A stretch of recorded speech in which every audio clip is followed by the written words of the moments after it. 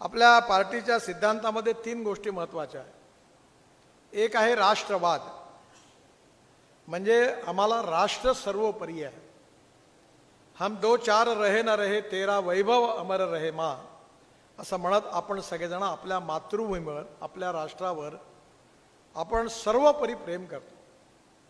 दुसरा विचार जो महत्त्वाचा आहे तो म्हणजे गुड गव्हर्नन्स अँड डेव्हलपमेंट. जर आम्ही लोकशाहीमध्ये विरोधी पक्षात असू तर जनतेच्या प्रश्नावर आम्ही संघर्ष करू आणि जनतेला न्याय मिळवून देऊ.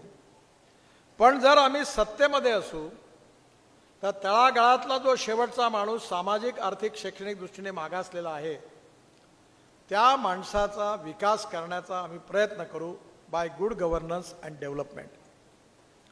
तिसरा मुद्दा जो आहे तो आमच्या सगळ्यांच्या विचाराचा आत्मा आहे आणि तो म्हणजे आपल्या पंडित दीनदयाल उपाध्यायांचं सामाजिक आर्थिक चिंतन अंत्योदयाच्या रूपाने प्रसिद्ध आहे आणि ते आपलं उद्दिष्ट आहे.